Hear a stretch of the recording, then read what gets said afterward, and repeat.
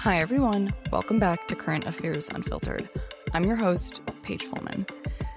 It is July, which means we are celebrating the 250th anniversary of the United States of America. And for many of us, that can be very complicated. And at this time in the country, for a lot of us that lean left or even in the center, we look around and we feel a little bit dismayed and distraught and are thinking, how could we have possibly come to this? You know, we're so divided, we're so at ends with each other. What is going on? This week's guests are David Bobb and Tony Williams, who wrote the book Divided Over the Declaration. You can buy it right now. I will have that linked in the show notes. But the book, I think, is very important in understanding that this country has always been made on compromise, and this country has always had disagreements about what the Declaration means and what our founding fathers meant. And I think it's important to acknowledge that as we are simultaneously dealing with the complexity of celebrating the founding of this country in a time that doesn't really feel like we should be celebrating. Those are okay feelings to have, but I think that Tony and David did a very good job at using historical examples to show that things can be okay. Before we get into today's episode, first a little bit about the authors. David Bobb is president and CEO of the Bill of Rights Institute, one of the nation's leading civic education organizations. Nationally recognized scholar of American political thought, Bobb has advanced state and national leaders on civic education and played a key role in several America 250 initiatives focused on reconnecting Americans with the nation's founding ideals. He previously served as founding director of the Hillsdale College Kirby Center for Constitutional Studies and Citizenship in Washington, D.C., and serves on national civics and democracy advisory boards, including the U.S. Chamber of Commerce Foundation's National Civics Bee and the Aspen Institute's Rising Generations Strategy Group. His co-author, Tony Williams, is a senior fellow at the Bill of Rights Institute and one of today's most widely read interpreters of the American founding. For more than 30 years, Williams has taught, written, and spoken about the Revolutionary Era, constitutional history, and the ideas that shaped the nation. He leads national teacher training programs, develops history and civics curriculum used in classrooms across the country, and creates educational video content reaching millions of viewers. A sought-after speaker, Williams lectures nationwide at universities, museums, history organizations, civics forums, and teacher conferences. Without further ado, here is my episode with David and Tony. Tony and David, thank you so much for coming on. It is great to have you. Thanks for having us. We appreciate it. Yeah, of course. So, Tony, let's start with you. You guys have a new book out called Divided Over the Declaration. It essentially argues that Americans have always been divided over the meaning of the Declaration of Independence since the country's founding. What do you think is the biggest misconception people have when they are imagining a more unified America in the past? Right. Well, as David and I point out in the book, Americans have always been divided over the Declaration, right? And that should not surprise us because the Declaration itself was a product of debate. It was a product of deliberation, as was the very question of independence itself. And so these are debated and quite contentiously at times. And yet, the document, the Declaration, also lays out the very idea of self-government by the consent of the governed, right? And so it's predicated upon debate and deliberation geared towards aimed at the ability to be moderate and to be respectful and to forge consensus through that discussion, right? And through that discussion, through that forging of consensus, we achieve, I think, greater unity. And the Declaration was debated, but so was the Constitution. So was politics in the early republic as they turned the principles and the creeds into deeds and had to make policy questions in the 1790s. And this continues with the Declaration at the very center of that debate throughout American history. So there's nothing very surprising about that. We've been divided. We fought a civil war, and we can go into more detail about different episodes from the book. But needless to say, we've been divided, but also the Declaration has been our greatest source of unity. Right, absolutely. So, David, we often hear politicians invoke the founders as if they all agreed and were all on some big consensus about fundamental questions. But how divided were they actually about concepts like liberty, equality, and self-government? It's a great question. The historian David McCullough liked to say it's not like the founders sat around saying, "Isn't it great being the founders?" Right? So the first thing is there's no monolith called the founders, right? They were a disparate group, as with any group of individuals in any era. Lots of different opinions for sure. Huge policy disagreements. But I would say this, and I think this is sometimes where our textbook treatment of history and political science, and even some of the academic literature gets it wrong.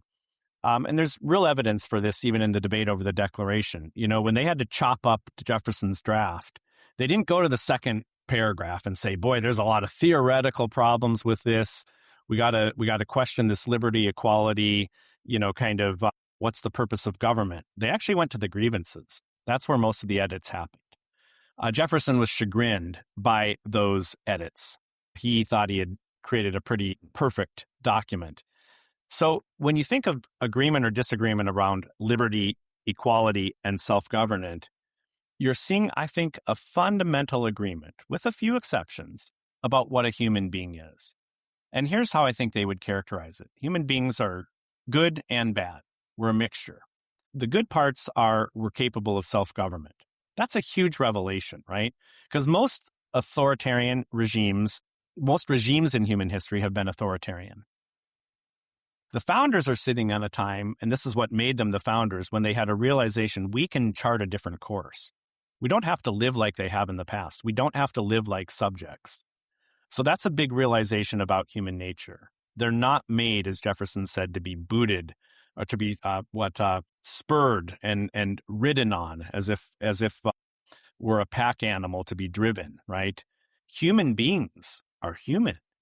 They have rights. Among those rights are life, liberty, and the pursuit of happiness.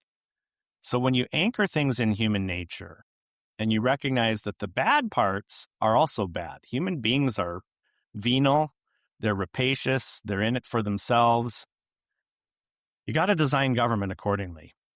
And the Declaration is an argument with that in mind. So short answer is they largely were in agreement about what those fundamental things were. Lots of policy disagreements that flow from that. Right. So one of the most iconic lines to come out of the Declaration is that all men are created equal. What did equality mean in 1776, and how has that understanding evolved over the last 250 years? Right. That's a great question. It's something that teachers, students continually go to right away. It's what citizens want to ask about, especially as they were many slaveholders in the Continental Congress that adopted the Declaration, Thomas Jefferson himself. The idea of equality, I think, was rooted, as you read the document, in fundamentally an equality of human nature, as David was saying. So an equality of dignity, an equality of rights, of natural rights, of life, liberty, and the pursuit of happiness. Among these, there are others, right? Also, an equality under the law. Now, we know that many groups, particularly enslaved people and women, were not always enjoying those rights.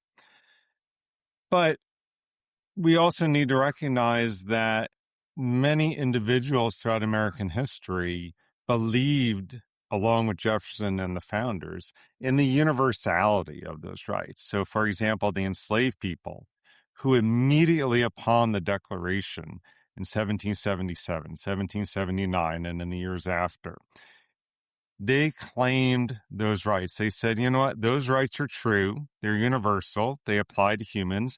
I'm a human being. They apply to me.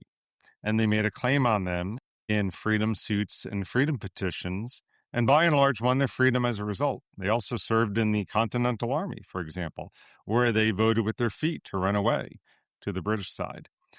And Americans were forced to confront that contradiction, right? Because many enslaved people were privately manumitted or free. There was immediate and gradual emancipation, but tragically, slavery endured.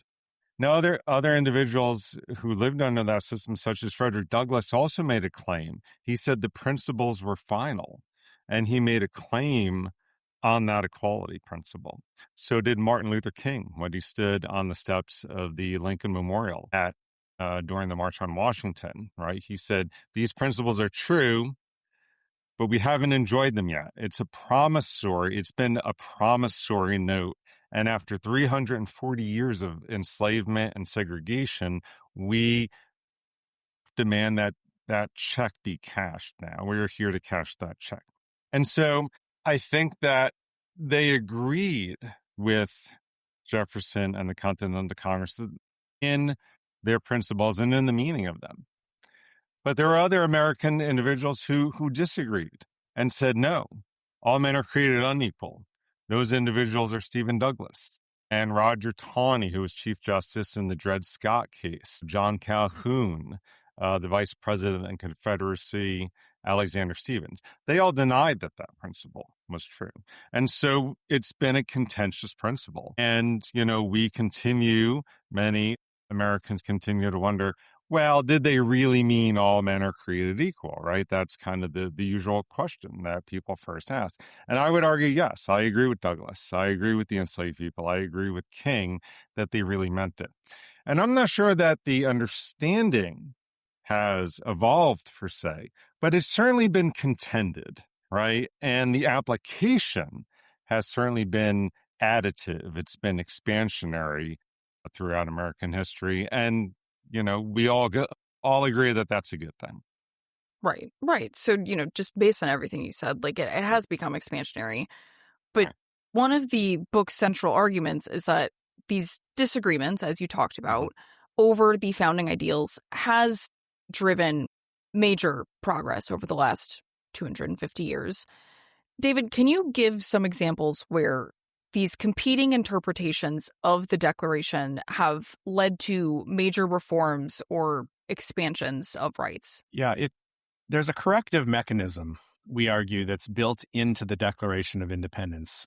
It goes to, let's think of this kind of almost in a metaphorical way. So Frederick Douglass, whom Tony just mentioned and where we begin the book, had a newspaper. He started his own newspaper and it was called the North Star. So think of everybody across the American tradition, from the time that Jefferson sets pen to paper and is drafting the thing, to those who are in the Congress, tweaking the draft and affirming it, to all subsequent generations, okay? Whether they enjoyed the freedom and equality immediately or not, we're all looking at the same North Star. The question is, are we letting it guide us? Some of those people that Tony just pointed to actually would say, you know what? There is a North Star, but you got the wrong one. We're going to propose another one. Human beings are decidedly unequal. So they would contest whether we are actually looking at the same one. The really interesting thing, I think, is that people have gone through this from the moment of the Declaration's announcement and said, we got to close the gap. We got this big old gap here. It's a contradiction that is manifest to all. So, of course, human enslavement. Immediately, abolitionists pick up on this document and run with it. Immediately, women say, well, wait a second. If this is true and all men means mankind, you're not living up to that at all, right? So Abigail Adams had an inside track here. She was an incredibly capable stateswoman in her own right. She could not hold office.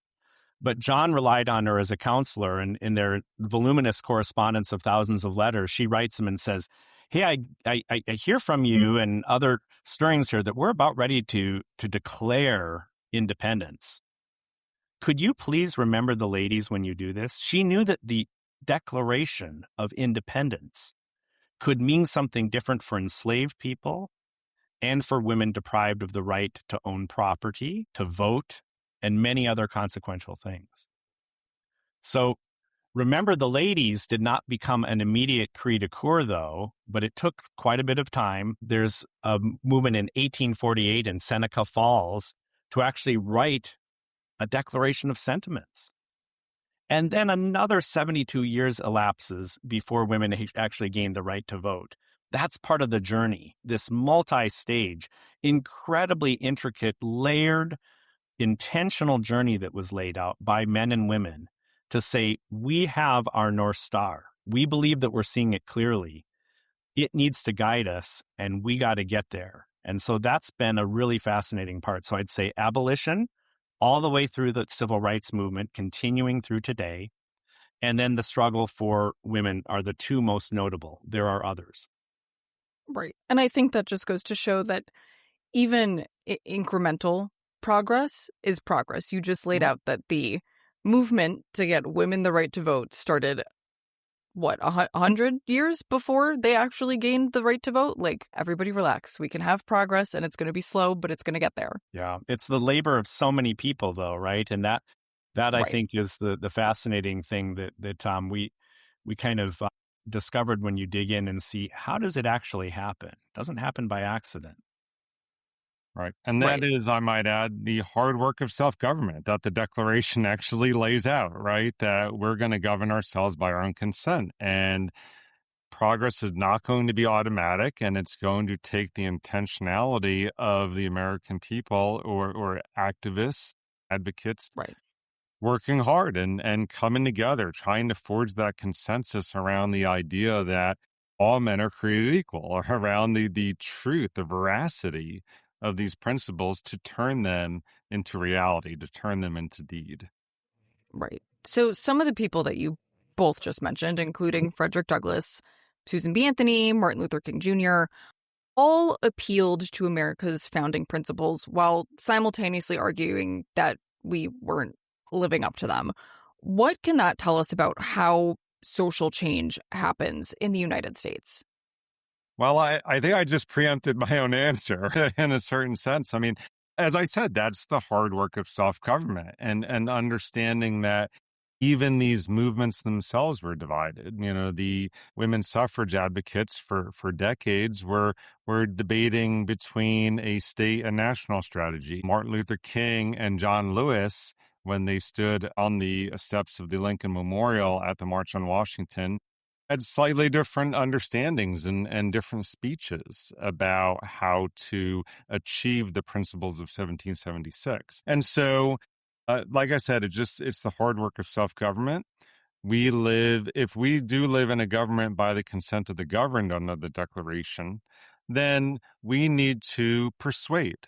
We need to make an argument. We need to deliberate together. And sometimes that means, as did King or suffragettes, to go onto the streets and to persuade our fellow citizens through nonviolent protest that we have a moral cause. And here's our argument for that. And we think the law, the Constitution, should change, and trying to persuade our fellow citizens and engage in all of that work of self-government, right? Which also takes place at the national level and the different branches of the government in the states and localities. And so that is the story of America, achieving change through persuasion, through debate, through deliberation, and by forging a consensus, showing and just proving that, we're not living up to our ideals here.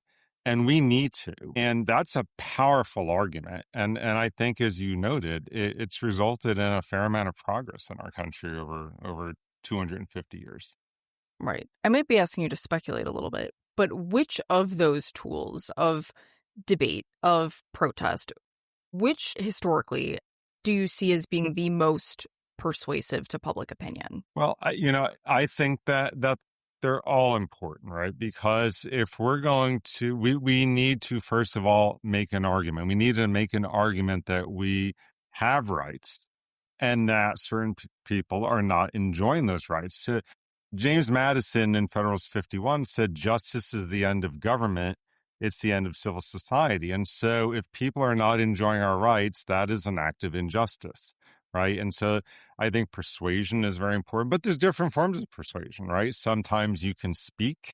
Sometimes it takes demonstration. The civil rights movement is a great example of people demonstrating, and Americans being so shocked by sort of the counter reaction to that, where they started to actually see for themselves on televisions and newspapers the horrors of segregation, the very system that was so unjust. their consciences were persuaded, right? They were, and as a result, national laws, local laws, state laws began to change. And so, as I said, persuasion is done in a lot of different ways, but we're at our best when we can unify around the principle and around the rightness of applying it to everyone in particular circumstances. Right. So, as we've mentioned, it is the 250th anniversary of the founding of the United States, but the 4th of July can often feel very complicated for some people to really go out there and rah-rah celebrate the United States, mostly because it feels like Americans aren't just disagreeing about policy, but they're disagreeing about what America fundamentally is. Is that unique to our moment, or is that a recurring theme throughout U.S. history? No, it's a recurring theme. There's no doubt that I think, and Tony and I argue in this book, that, America's a home. It's an idea, right? It's that creed, that aspiration. It's also an argument. It's been an argument. We pointed to the fact that in some ways the founders, such as we define them, men and women both, had a broad agreement about human nature. And from that, they said, we got to construct a government that protects inalienable rights, our natural rights. That was broadly agreed to, but there was still plenty of debate about who do we want to become as a country? What trajectory are we going to take? You're right, I think that it wasn't just confined to policy. Pretty quickly, debates ensued around who are we going to be as a people? What is this creed going to mean for us? What action does it impel? And so one of the things that we'd love to see is that the Declaration be the touchstone. It was for a good, we'd say, really 2 centuries. And in the last 50 years, we've fallen into these sort of interminable policy debates that just kind of meander about, punctuated by an election, in which, especially as of late, one side looks for the forever elimination of the other. Embrace the tension. Embrace the argument and the fact that America is and always will have this sort of quality of being a sustained argument. And then you don't look at an election as a means to eliminate your foes. To me, the way that we've done social change within a declaration change is really interesting. You don't start with the political. You actually start with the social, right? So Douglass gives that speech, maybe the greatest speech in American history, with which we begin the book, What to the Slave is the 4th of July, at the behest of the Rochester Ladies Sewing and Abolition Society. They got so busy with the abolition part that they dropped the sewing shortly thereafter. Right? But thousands of these groups had sprung up. First, it took the, efforts of Elizabeth Cady Stanton and her allies in New York, but that spread like wildfire all across the country, right? There's thousands of organizations, small, think of them almost like clubs. And after that work happens, then the politics attaches to it. The impatience can come. Sometimes patience can be an over-celebrated virtue. One group of people that we really appreciate throughout the work are the impatient ones, right? Like, let's get moving on this, right? Like, let's not wait around anymore. And sometimes that is where peaceful protest is called for. So I think there's an opportunity to see that, and we bring this around to young people, introduce them to the civil society first, local community. What can you do there? It's really hard to make change. If you go global, and you say, I want to tackle and kind of boil the ocean problems. When you fail, you often give up on the democratic project. And so that kind of order that things happen, it's slower than we'd like, but it actually leads to lasting change. And that's the important. Right.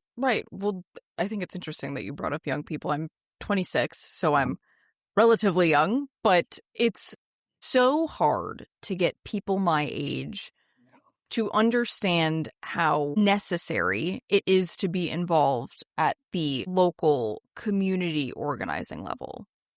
So I think it's really great that you brought that up because, like you said, when you start thinking about, like, I'm going to end wars, I'm going to end world hunger, that's a multi-generational, hundreds of years project that you're looking at. If you want to fix the potholes on your street, you got to call your state senator, state representative. You could probably fix that in 6 months to a year. So that is much more manageable. Yeah, it's manageable, but it's also, I think, exactly the right. This might seem a little odd to say, but it's the right way often to fail. Social reformers have recognized, as they use this corrective mechanism built into the Declaration and those means of persuasion, it's really hard.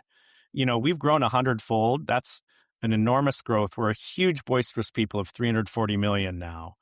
And to make the change that you want requires a determined effort. You're going to fail. You are not going to succeed probably the first time out of the block. Read John Lewis's autobiography to see the gut-wrenching levels of failure, despondency even, but then a determination to say, you know what? Because we have organized in a particular way, from high school age on is what he was doing, because we've done the training so that those protesters sitting on the stools, heckled, tormented, are not going to respond in anger. This is a thoughtful process. It was a program that then inured those young people and others who joined that cause to say, we're in it for the long haul, and we know there's going to be setbacks. To me, that's the profound lesson to take away from all of these reform efforts, to say, it's not easy, it's necessary, and if you do stick to the plan, you can sometimes and very often see that the corrective mechanism works. That was built in. That's not a bug. That's a feature from the get-go. Right, absolutely. So the Declaration of Independence can be both a unifying document and also used as a political weapon. When does invoking the nation's founding ideals help bridge divides, and when does it deepen them? Yeah, but we've always been divided over the Declaration, which is the title of the book. And so we tell all of these stories in which we have been deeply divided, and we've been divided over the principles. We've been divided over their application, et cetera, as we argue about these in self-government. So it's not been easy. But as I said earlier, the Declaration provides for self-governance by the consent of the governed. And so it's through this debate we can help forge consensus. But we have to, I think, stop with the questioning each other's patriotism. We call everyone on both sides the existential threat to democracy. As David said, we seek to eliminate the other side with every election. But rather seek through moderation, through some respect, maybe even some self-restraint, to understand that we're all Americans and we all believe in the American experiment and liberty. And in the end, we do have to work together. And as we point out in the last chapter of our book, we're probably not as divided as we think. It feels that way. Some polls will tell us that. Certainly social media makes it feel like the world is ending and we're hopelessly divided.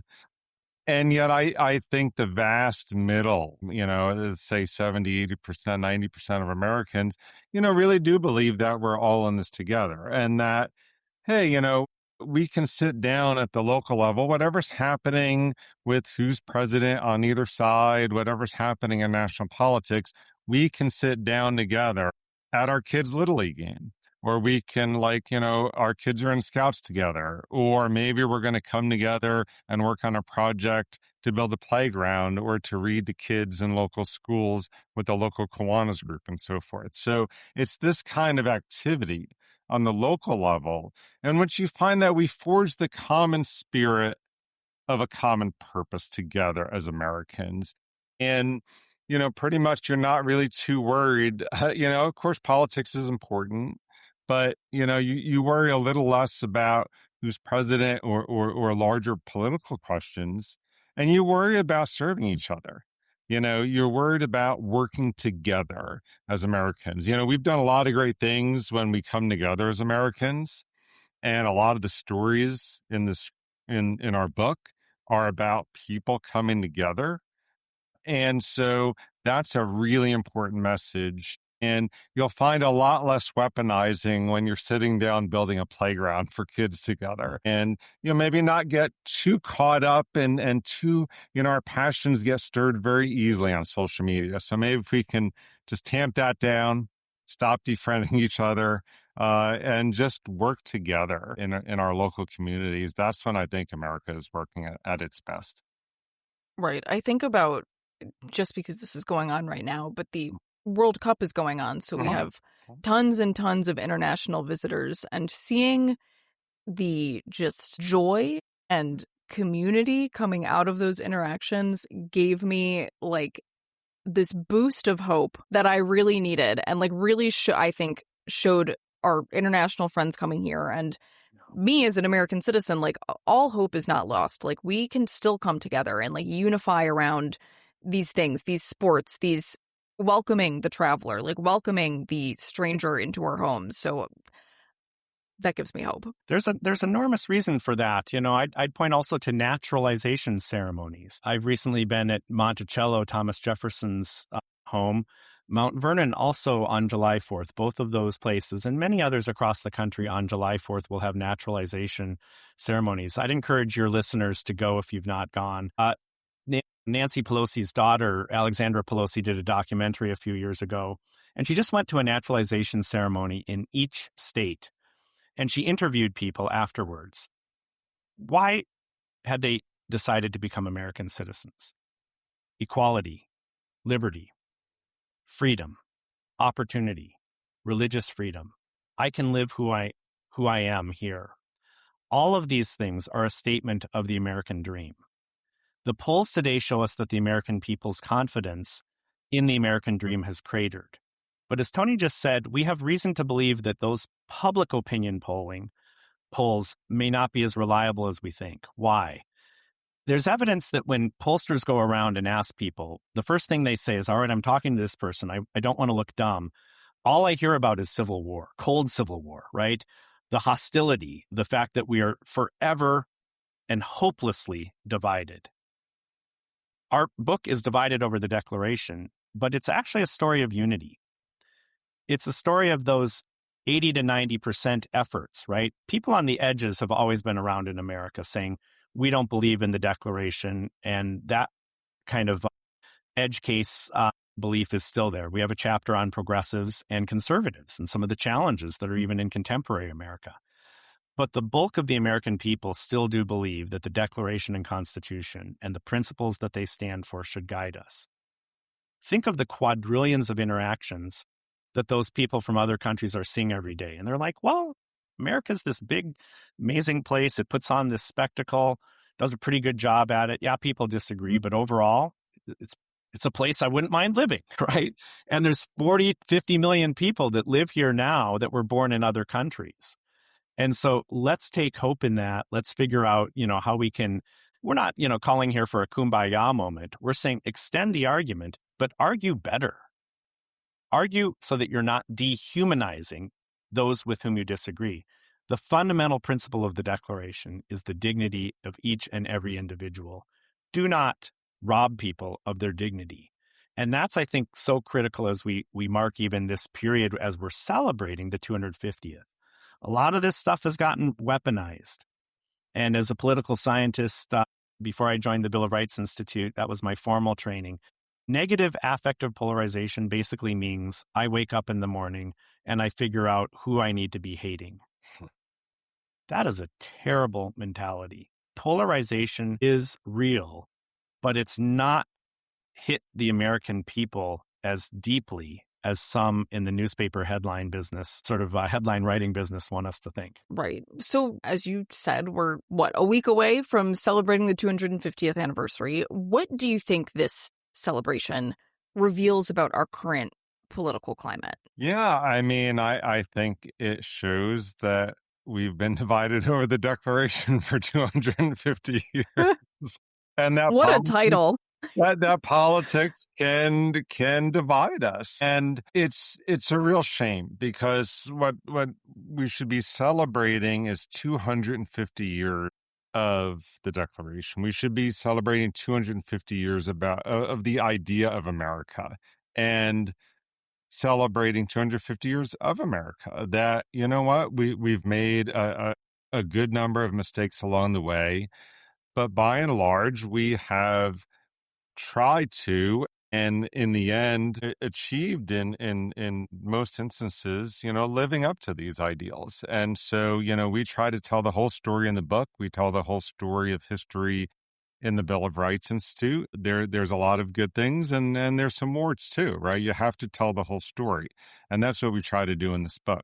And I just think it's a real shame that the celebration of America 250 has become a litmus test related to politics and related to who's president, right? And if it wasn't this president, it'd be the other side, right? And it would still be a litmus test, and that's sort of where we are, right? But if we can understand sort of the purpose of our book, that even within that division, we can try to look for deeper things that unify us. And I think that that's the important thing to do.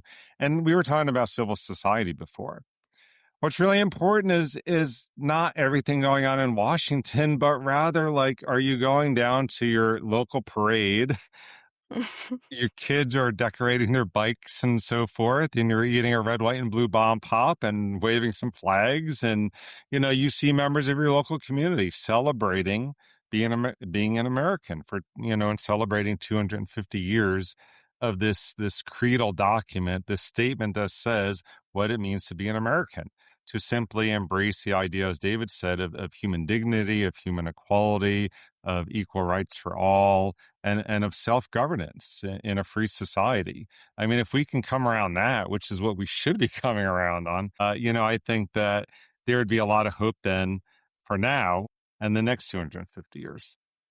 Right. Well, and I think, at the end of the day, you kind of touched on this, but like celebrating the 4th of July and celebrating the 250th anniversary doesn't mean just ignoring all the problems that you may see going on in the country. Like you can separate those two things. Like, I think it is possible to be proud of a country whose story is still being written and also say, I have a problem with the way that the current story is going. I have a problem with the current plot line. Like, those two things do not need to be mutually exclusive. You can do both at the same time. I had occasion in 2003 to give a talk and be in Iraq shortly after Saddam Hussein was ousted.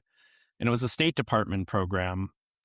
And I was giving a talk. I don't speak Arabic, so there was a translator to a distinguished group of the people who led the Department of Education then. And I said the word patriotism, and I noticed that it hadn't landed right. And so we stopped and tried to sort out the translation. And what they had said is loyalty to the ruler. American patriotism is not loyalty to the ruler, to the president even. It is allegiance to the principles on which this nation was founded. That means that just what you said, Paige, is true. You can have a sense of reform-mindedness and be patriotic. That, I think, is really the essence of what we've been after. All of the heroes of this book are those who said, let's seize that corrective mechanism that's in the Declaration of Independence and call this nation to that standard. That's a high calling. And so the spirit of saying, let's go to the parade together, let's let our kids, play in the streets together. And you know what? As neighbors, we might even cancel each other's vote out next time we vote. Right? That's not a kumbayaism. It's not saying that politics doesn't matter. It does matter. But it is saying that the spirit of civic friendship can guide us. And if you have civic friendship, it doesn't mean, just like your kind of deeper friends, that you agree on everything. Some of my best friends, I don't agree with much on them. I like to argue, actually. My wife doesn't always like that part, so we don't argue. But I can have friends that I argue with. And sometimes Tony and I would argue. But, right, the whole point here is let's use that as a propulsion. And I'm afraid that the spirit of 26 here, the 250th, the spirit of 76 hasn't been as alive as it could have been. That's a huge missed opportunity. Because what it tends to do is get people to still stay in this thing like, man, things are terrible. And at a certain point, that bleeds into whether you even want to be involved in your local and in your communities. And that's what we got to really push back on, I think, and say, no, stay in there. Young people, find that place in real life. Not to say that your existence on your phone is bad or that there's something, I hate all the kind of diatribes against Gen Z. I think those are really counterproductive. And Gen Alpha for that matter. We got to stop doing that. Civic education is an important part of the mission. We both work at the Bill of Rights Institute, but we see enormous potential, not just potential, we see enormous strength in our young people. Yet 86% of the adjectives used around teenagers are negative. That's not good. Let's reverse that narrative too. So, as you just said, you guys have spent a lot of time focused on civic education. Unfortunately, civic education is on the decline. What are the consequences when citizens don't understand the institutions and ideas that shape our government? The founders said that an informed citizenry is one that is capable of self-government. And to the extent that we don't understand our institutions, we don't understand our principles for whatever reason, then it's awfully hard to engage in what we earlier called the hard work of self-government. I mean, how can you give an informed consent if you're not informed of these things? And we're not just saying all the policy issues and laws that are being debated, all the issues, but even the very basic things, right? And that's the work that the Bill of Rights Institute is doing. That is what David and I have dedicated 35 years of our adult lives to, teaching and writing and engaging in this work of civics education at the Bill of Rights Institute, and certainly in writing this book.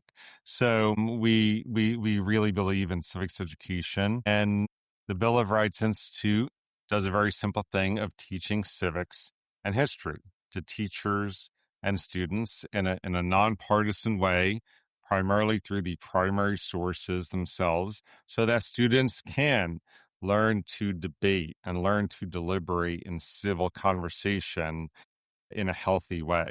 And we're hoping that as more and more teachers and students engage in that, then we'll have a better informed citizenry and one with the tools to be able to dialogue together productively. Right. So, as we also talked about, we are a very polarized place right now. Can civic education play a role in helping people engage with those that they may vehemently disagree with without viewing them as enemies? Absolutely, it must. You can't love what you don't know. So to build on what Tony just said, it starts with knowledge. You go to the primary source documents, understand and take the time to read the Declaration. Read part of the lineage of one of these reform movements, for example. We have curricula available free of charge to the end users around women gaining the right to vote, around the cause of civil rights. There is an imperative, and teachers are feeling this very much now. A poll by the Knight Foundation revealed that 56% of high school students feel comfortable disagreeing with one another. That means that 2 out of 5 do not. So the strange position that teenagers are in right now is that they don't feel like disagreeing. Now, anybody that's spent time around teenagers knows that usually they're pretty good at that, right? And it kind of that back and forth and push and pull and like, well, why? I love it, actually. I have 2 teenage boys. I don't mind it when they ask why. Say, good question. Let's talk about that. But in our classrooms, what has happened, and even outside of the classroom, kids have looked at adults and they've said, wow, you have done such a terrible job at disagreeing and staying friends. I'm not even going to disagree. I'm not even going to mix it up with my friends and talk about these important issues that are very contentious.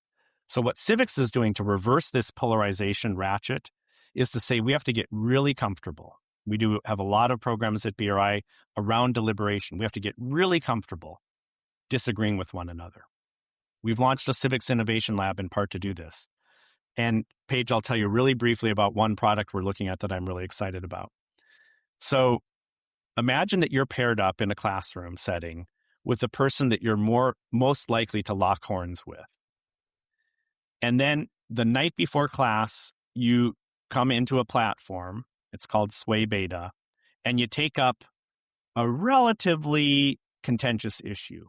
And you go back and forth and you're texting, you can speak it. And what you have is a guide. It's AI assisted.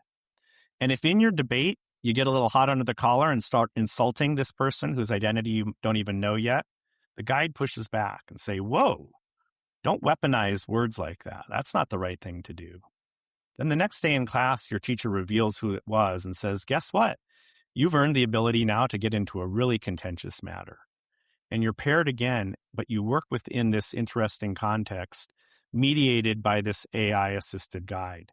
This is not a hypothetical. This is a product that we're working on right now to take it from the college classroom and put it in high schools. We know that teenagers are capable of disagreement. They can do it beautifully. They can do it well. They have a problem-solving bearing very often, that if we draw that out, that's a very healthy part of this kind of depolarization. And so the goal is that by the time they graduate high school, they will welcome feedback. They will welcome pushback. And they would consider an argument undone unless they were getting that. That's the direction that we need to go. So I see one of the main tasks of civics is not kind of vague dialogue or bridginess or something like that. It's really meaningfully engaging difficult questions while steel manning the position that you don't hold and becoming very comfortable with the fact that you are going to have lots of people that disagree with you throughout. Right. That would have been my worst nightmare in high school, but that was just me, and I was ready to argue with a wall in high school. But I love it for anybody that isn't me, great tool that I think, as you said, like leaves kids ready to go into the real world where disagreement is going to happen daily, if not hourly. Great tool. Yeah, I mean, the worst thing we can do is not engage the controversy, is not engage these contentious debates and just pretend like they don't exist. I mean, at the Bill of Rights Institute, we've written curricula in recent years on slavery and the founding. I mean, you can't get much more controversial than that, but we also wrote a curriculum on race and the African-American experience where we present dozens and dozens of primary sources with very little comment and just encourage that debate and that deliberation and that discussion in class and let empower teachers with the primary sources to look at different sides of an issue and encourage that discussion. I mean, we have to learn how to start talking to each other, Right. but we have to do it respectfully and we have to do it civilly, and we have to do it not not calling the other person's patriotism into question or, their intelligence, right? But we do that a lot on social media. And unfortunately, I think that that's becoming ingrained in some of our real life discussions. And that can be very poisonous to the health of our civil communities. Right. So just a couple more wrap-up questions. So looking back across American history, what gives you optimism about the country's ability to navigate division and disagreement? Right. Well, I would just say that the Declaration actually is a great place to start, and not really because we wrote a book on it, but I mean, if you look at the Declaration, right? What Frederick Douglass, what has he said about it? He called it the ring bolt of our ship of state, of our nation's destiny. It was holding the ship of state together. Calvin Coolidge said these principles are final, right? And Abraham Lincoln encouraged his audience in 1854 to swear by the principles of the Declaration that we're in the spirit of a common endeavor together. So I think that the principles can help us discuss and probably argue a lot, as we've done throughout American history, in having this essential conversation of what it means to be an American. Are our ideals, are we living up to them? Those are essential conversations to have. And we've navigated that in the past. As David said, this debate is a feature of the system, not a bug. And I have hope. I have hope that these principles are final. I have hope that whatever debates we've had and divisions over 250 years, we will have those divisions for the next 250 years, but we will navigate them, and we'll navigate them by the common belief in those principles as our North Star. One last question for you, David. If listeners walk away remembering one thing about the Declaration of Independence and its role in American democracy today, what do you hope it is? That it's not mainly a parchment sitting behind glass. it's the animating thing of our American life. It gives us that confidence to go forward for another 250 years. And on its principles, we can find that place of finality, and it propels us to put them into effect, right? Mm-hmm. So you recognize that they're enduring, but then you're trying to figure out, what's my role? I mean, the Declaration of Independence has been turned into this thing that's this antique, this relic, almost a dead letter. And we should instead picture it as the propulsive device, this thing that requires of you, not in an onerous way, but invites you to this place where, as we tell young people, you're not future citizens. You're right there now. You can form an association. You can jump into these things, all the stuff that we've talked about, right? And whatever age you are, using the Declaration as a touchstone, we think gives a lot more confidence that we're going to have 250 years. That is not a guarantee. We don't have a guarantee of 50 years. When these visitors stream in from other countries, we can look at how many other countries have had dozens, even scores of constitutions. They're ecstatic about America, and naturalized citizens are ecstatic about becoming American because they feel that there's a solidity and an enduring quality to that.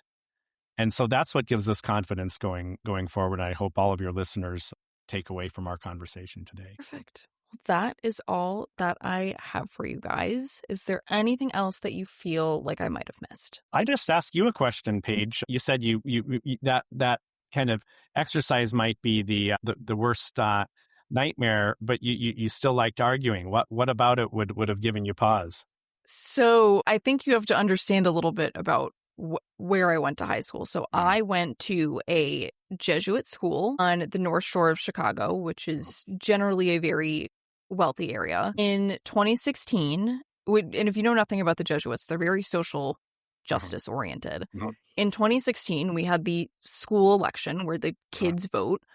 Donald Trump won our school election, and the president of the school, his name was Father McGrath, was too embarrassed to read that out on the intercom, so he didn't. And I only found that out through insider information and other adults that I knew in the school.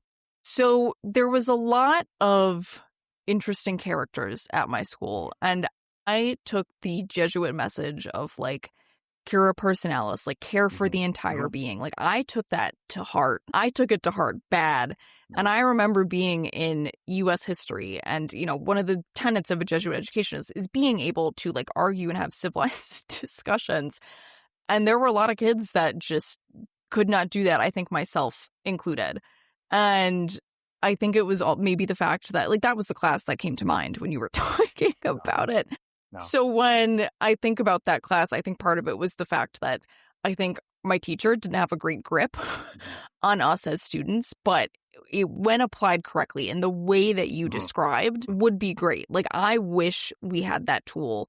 I probably would have been the person getting the message that was hey, cool it. You're starting to attack their personal character. But I could see absolutely why it is a great tool. And I wish I would have had something like that to actually learn how to disagree without being bitter about it, I guess is the best way to describe it. Yeah, I would have been that student too that went for the jugular too much. So I really appreciate you sharing that. And thank you for this opportunity to join you today. Of course. I will. Thanks for this conversation. I mean, this is what it's all about. We didn't sit here and argue about politics for an hour, right? I mean, we sat here and had a delightful conversation. Right. And this is what Americans should be doing, sitting with the person they disagree with, or just with a neighbor or a friend, and just over that proverbial beer or a cup of coffee or over the fence in the backyard, or, with a barbecue, and, talking about what it means to be an American, talking about America 250. Don't shy away from these conversations, but have them. This is the only way that we're going to realize that we're all in this together. Right. Absolutely. So I will have your book linked in these show notes so people can go and buy that and read it and learn how to be a good civically engaged American citizen. And that is it. Thank you guys so much for having this conversation. I really appreciate it. Really appreciate your time. Thank you. Thanks, Paige. Thank you guys so much for tuning into this episode of Current Affairs Unfiltered. I really enjoyed my conversation with David and Tony.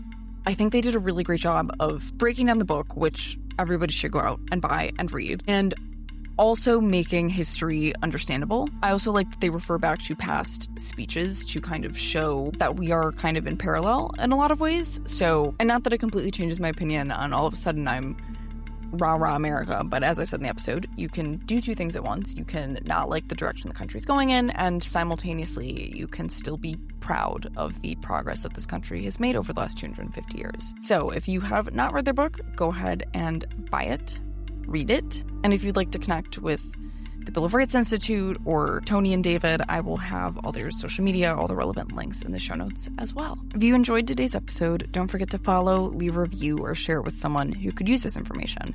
To support this podcast, you can also subscribe to my Substack, She Knows the Score, which is linked in the show notes. And as always, if you have questions, topic suggestions, or just want to say hi, you can find me on social media at Current Affairs Unfiltered Pod on Instagram, or send me an email at currentaffairs.unfilteredpod@gmail.com. I'd love to hear from you. Keep asking questions, stay engaged, and remember to read the Declaration of Independence. I will see you guys next week.